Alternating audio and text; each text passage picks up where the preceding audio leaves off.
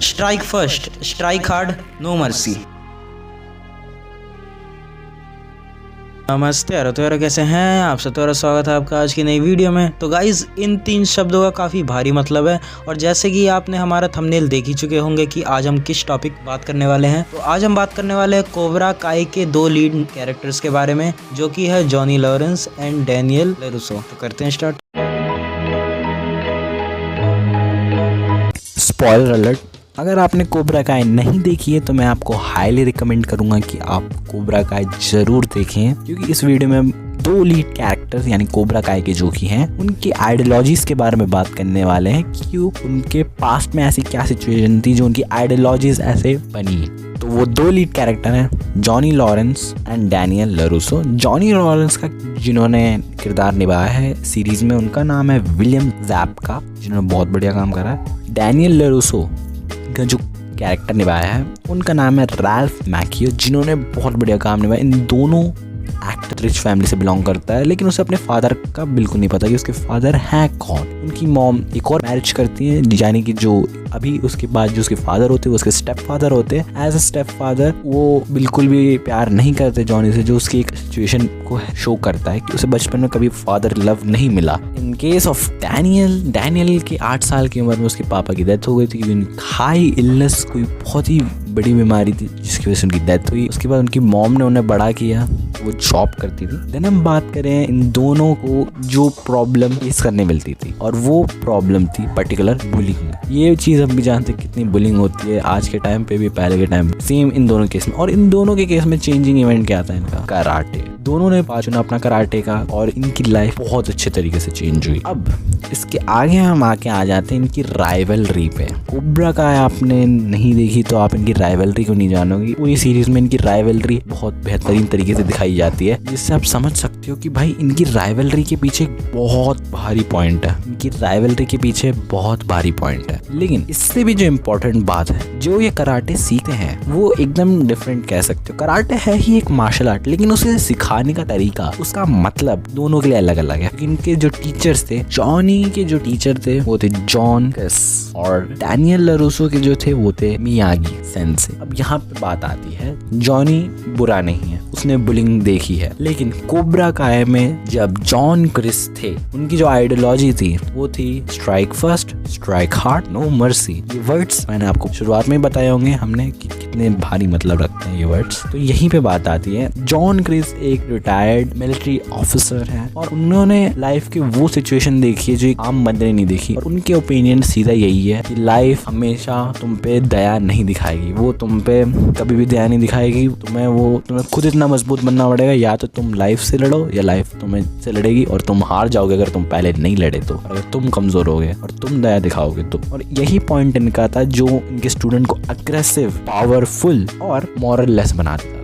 सही सुना, ये वर्ड मैं यूज कर रहा हूँ, मॉरल लेस। इनके ओपिनियन में जीतना ही सब कुछ है, क्योंकि ये जिस एनवायरमेंट्स आए हैं वो इनको ये चीज सिखाती है। In case of Miyagi sensei, वो काफी ज्यादा ऑर्गेनाइज्ड और बैलेंस चीज को लेके चलते हैं कि कराटे डिफेंस के लिए है। कराटे यूज करते हो तो तुम अपनी सेफ्टी, किसी और की सेफ्टी के लिए करते हो, ना कि तुम अपने पावर या सुप्रीमेसी को दिखाने के लिए करते हो कि तुम पावरफुल हो, जो कि उनका एक बहुत तगड़ा आइडियोलॉजी है। और यही दोनों की आइडियोलॉजी लेके आगे बढ़ते हैं। देन हम बात करें इनकी करंट सिचुएशन को लेके, तो मैं वही फिर से याद दिलाऊं कि अगर आपने कोबरा काई देखी होगी तो बढ़िया रहेगा, नहीं देखी तो प्लीज जरूर देखना। तो चलिए टॉपिक पे आते हैं। तो हम बात करें इनकी करंट सिचुएशन को लेके। जॉनी की लाइफ एकदम अप्स एंड डाउन हो गई बिल्कुल। जहाँ वो एकदम रिच फैमिली से बिलोंग करता था, लेकिन अब वो खुद अकेले रहते, खुद जॉब्स करते, कोई भी नॉर्मल। और उसके जो पास्ट इवेंट हुए थे, जो हार गया था वो कराटे का लास्ट फाइनल मैच, उसके बाद जो उसके साथ हुआ था आपको पता ही होगा अगर आपने देखी हो रखा है। तो वो एक नॉर्मल सी जॉब करता है। लेकिन हम बात करें डैनियल की, तो डैनियल ने भाई बहुत गजब का काम करा। उसने एक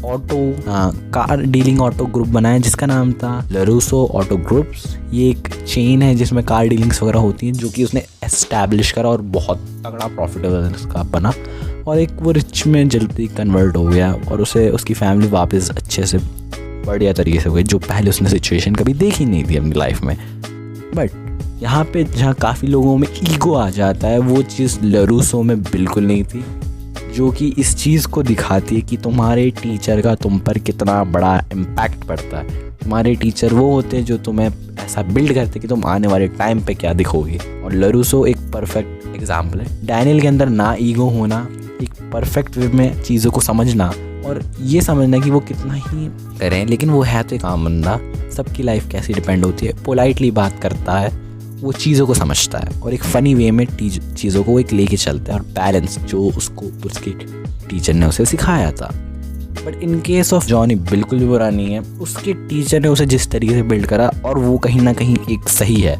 लाइफ का कड़वा सच है, लाइफ कभी बहुत बुरी होती है, तुम्हारी बुरी हालत करती है, लेकिन अगर तुम कमज़ोर होगे तुम हार जाओगे। बट ये चीज़ जॉन क्रिस ने जॉनी लॉरेंस के अंदर ख़त्म कर दी, उसे वीक नहीं बनने दिया, चाहे उसकी सिचुएशन कितनी ही ख़राब हो लेकिन वो अंदर से मजबूत बहुत है और यही जो उसको अभी तक टिका के रखती है।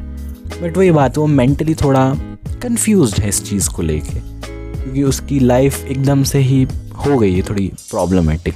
बट यहाँ पे चीज़ तब आती है जब दोनों में फिर से राइवलरी उठने लगती है और जॉनी कोबरा काय फिर खोलता है। यहाँ पे हमने डैनियल के अंदर देखा कि कितनी ज़्यादा हेट है कोबरा काय को, लेकिन जो समझ सकते हैं एज ए डैनियल के पर्सपेक्टिव से देखें तो, और इस वजह से वो किस तरीके से अपने मास्टर जो उसकी मियागी सेंसे थे उनके वर्ड्स को भूल के एकदम ही ज़्यादा रिवेंजर वाला बंदा बन जाए, जिसको रिवेंज चाहिए, जस्ट उसे कोबरा काय तहस नहस करने उसे बिल्कुल नहीं देगा ना, वो पूरी जान लगा देता है उस चीज़ के लिए। और ये one of the interesting point लगता है मुझे कहानी का, जहाँ पे उसे खुद रियलाइज़ होता है कि उसके मास्टर यानी उसके सेंसे मियागी सेंसे ने उसे क्या बताया था कि कराटे का मतलब क्या होता है और वो क्या ले गया। और कंक्लूजन जो हम दोनों आइडियोलॉजीज के बारे में बात करें, दोनों बिल्कुल बुरी नहीं है, दोनों में अपना अपना पॉइंट है जो कि इन दोनों की आइडियोलॉजीज को एक्सप्लेन करता है कि ये गलत नहीं है, इनके टीचर्स भी गलत नहीं हैं, उन्होंने जो चीज़ देखी और वो जो चीज़ समझे उन्होंने वो कितने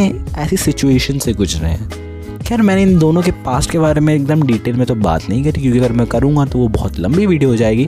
बट ओवरऑल वीडियो का ये मुद्दा था कि हम ये समझें इन दोनों की आइडियोलॉजीज़ को लेके, जो कि बहुत बेहतरीन है समझने में, किस तरीके से जॉनी लॉरेंस को ये चीज़ समझ में आती है कि लाइफ कभी कभी बहुत बुरी होती है हमारे साथ, बुरी सिचुएशंस होती हैं हमारे साथ, लेकिन हमें स्ट्राइक फर्स्ट, मजबूत होना पड़ता है, स्ट्राइक हार्ड। और ये चीज़ होती है कभी कभी मर्सी नहीं दिखानी पड़ती, लेकिन ये चीज़ जॉनी लॉरेंस में भी बदल जाती है कि जब उसे फील होता है कि उसने ये थोड़ा गलत करा आइडियोलॉजी को लेके, उसने थोड़ा उसे अपने मुताबिक चेंज करा, जो कि बहुत अमेजिंग लगती है। वो चीज़ समझता है कि कभी कभी नरम होना भी गलत नहीं है। और हम डैनियल की बात करें तो डैनियल एकदम परफेक्ट है अपनी जगह पे, बस वो थोड़ा कंफ्यूज हो जाता है रिवेंज और हेट के बीच में, और इस बार वो काफ़ी ज़्यादा फोकस्ड है और ये चीज़ उसकी आइडियोलॉजी को कोई भी प्रॉब्लम नहीं लाती, उसके दिमाग खुल जाता है, वो ये चीज़ समझता है कि जो उसके टीचर ने बताया था वो चीज़ अभी भी वैसी है और कभी बदलेगी नहीं। और इस पे भी वो अपने डिफरेंट टाइप का कॉन्सेप्ट रखता है जो कि बहुत अमेजिंग है देखने में। तो पूरी वीडियो में हमें ये पता चला कि किस तरीके से इन दोनों की आइडियोलॉजीज कैसी बिल्ड हुई और इनके आइडियोलॉजीज के पीछे किसका हाथ था, जो कि बहुत अच्छा लगा। और मुझे कमेंट डाउन जरूर करना कि आपको किसकी आइडियोलॉजी सबसे ज़्यादा सही लगती है और क्यों लगती है बिल्कुल, और आपको दोनों में से टीचर्स की आइडियोलॉजी के ऊपर क्या ओपिनियन है, उन्होंने सही आइडियोलॉजी इनको सिखाई थी या फिर गलत, जरूर इस पर कमेंट करें। सो यार आज के लिए बस इतना ही।